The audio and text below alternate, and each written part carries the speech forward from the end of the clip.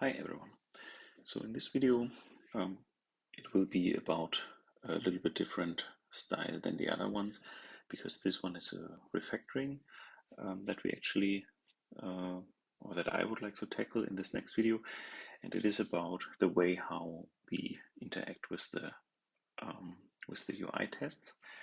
And so the reason for that is that in the next video, I will probably make a video about interacting with the product edit screen, and there, in order to not duplicate all the source code, I tried it out before in order to see how this works, and then I found that actually probably it's a good idea to have some kind of abstractions in place in order to make that a little bit easier. So with that, we can get started.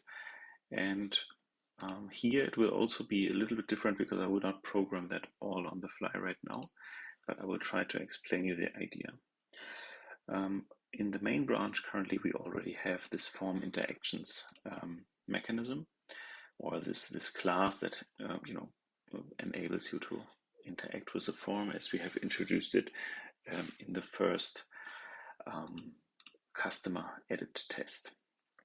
And so what we didn't have in place yet was a mechanism. Let's actually take a look at the difference that we see here that I already implemented. So on the left side here, you see how it looked before. So we basically had these methods here in this customer browse, for example, open customer browse to open the corresponding screen, and then we interacted with the table first loaded customer, for example. So you can see these helper methods here. Here we for example, set loaded customers is customer table, and then get items, and then took actually the items, and then we took the first one here, and so on. And all of this is actually something that we could also put into a dedicated class where we basically only have the interactions with the table, because this would come up with our ProductBrowse test once again. So we would have the similar mechanisms. And then we have another thing, which is this open customer browse method here, and which actually performs some creation of some screen, then performs the show method. And then we have another thing which is called screen of type, which has been present here. And this also interacts with the screens API in order to find a particular screen, and so on.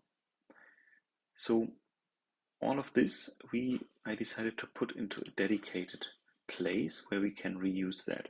So just as we did it for the form interactions, I created another class called TableInteractions. And this TableInteractions, so let me just show you the methods here that are present. So there is, first of all, there's all this stuff in order to introduce it here, like create an object, and then you have some methods, for example, to get the first item, or to get a button from this table, or there are also methods for immediately clicking the edit button for a particular entity, or alternatively click the create button. So this is the first thing that I would like to introduce, and the second thing is the other thing that I just mentioned before, where here we have a class called ScreenInteractions, and the ScreenInteractions basically did this opening a screen and finding a particular screen, and so on. So here we have now a method for open, and we also have a method for find open screen, which is basically the one that we have seen before, where we basically look up the open screens and then filter for the corresponding class type, and so on. And yeah, with those in place, our test actually changed quite a bit. So perhaps we can just go once again to the git diff and see what has actually been now changed. Okay, so this is a thing that I did not told you yet about before. I just created a super class. Let me just show it to you as well. So this will be this web integration test, and the only thing that this does is creating just an abstract class and containing all the annotations, so that we don't have to do that in every class. So once again, we can take a look at the difference here. So with that in place, we now extend this web integration test, and yeah, this I just extracted into a method here, this create the initial customer, so there's nothing special about it. But the interesting part comes here now. So first of all, we create out of this screens parameter that we get into the test, we create the screen interactions object for this browser.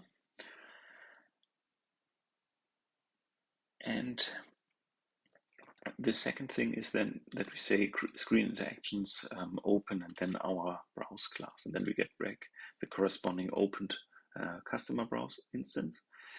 And here, what I do in the first thing is to get an instance of this table interactions of type customer. And let's just scroll down to this method or jump directly to this method. What it basically does is also it creates table interactions of, and then you pass in a customer browse object, then the type of the entity that is contained in the table, and then you give it the component ID of the object that the component that is holding this table. And with that, we now have basically these helper methods here. For example, this first item. So this is basically then the same thing as this first loaded customer, and the first item of the customer table should be equal to customer.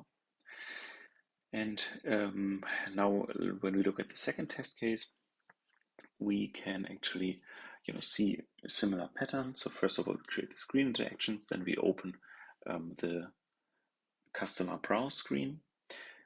Then we get a reference to this table interactions for the customer table, and we say the first item, and then we click, we click, but like right now we have this method called edit, and you just pass in the customer object, and then the customer table will first select the item and then click the button to edit it.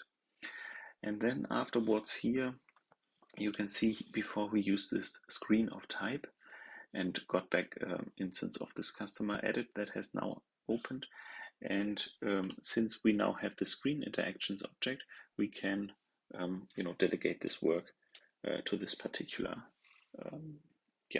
object. So this means we have find open screen, and then we get back the customer edit object, and then the assertion is the same. And with that, basically all of those helper methods already disappear because they now belong to the corresponding interactions objects. And so the last thing that I also removed was this Teardown, because previously we have saved the customer here, and then at the end of the test case just remove this one customer. Since we already had the remove all entities for customers class in place, I just thought, okay, so we don't need to double this operation here, and I just left this one here in place. Okay, and for the customer edit, there is actually not a lot of other things that we would see. The only thing differs now, I can show you the git diff once again as well for this one. So the main part is that here only now we also have the screen interactions, and say we would, the way how to open an editor, we now use the screen interactions class. There is a method I created called open editor for creation, and then we pass in a customer edit and a customer object, customer class or an entity class type. And here's just a simple renaming of the method, so there's nothing special. And with that, also this helper method can now go away. So with that in place, I think we can spend like 5 minutes to create another test in the same, manner for the product. So it would be, first of all, we create this product screen subpackage here, and then let's create a product screen test. product browse test. And just to make it easy, let me just replace here the word customer with product with a case matching algorithm here, and I will also make the same for product. And with that, it should now be fine, besides the fact that we now set particular things that we should actually not set because the product doesn't have them. So for example, now it should be set name. Let me just call it food product, and the address we actually don't need. Okay, so then let's take a look. Given one product exists, when open product browse, then table contains the product. Okay, and now we have once again here our screen interaction for browse. And then we open the product browser, and then we say product table. So let's actually look what this inside of this method. Okay, so we have the product browse instance. We would like to get a table interaction for this particular component maybe, so this should be fine actually. Yeah, so perhaps we just run the test and see if they actually work. And if they do, then we have now not only an additional test for our product browse, but we also have, make it a little bit more concise in the way how to create new integration tests, and these test support classes here help us do basically the setup and the interactions a little bit better. Okay, yeah, and here we can take a look at the other test scenario, which is that when we click the edit button, that actually the editor is shown. So this is exactly how we did it for the customer browse. So we open the screen, we find the product table, we get the first item, we say edit the first item please, and then we use this find open screen method in order to get an instance of this product edit class, and we check on the edited entity and verify that it is actually the product that we selected in the table. Okay, with that in place, let's push it to GitHub, and then I think we are done with our small refactoring task here.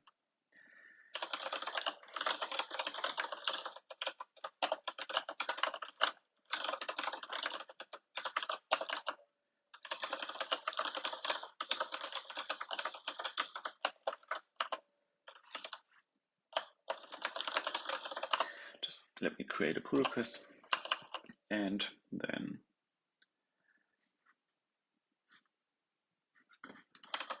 I think we can here take a look at it.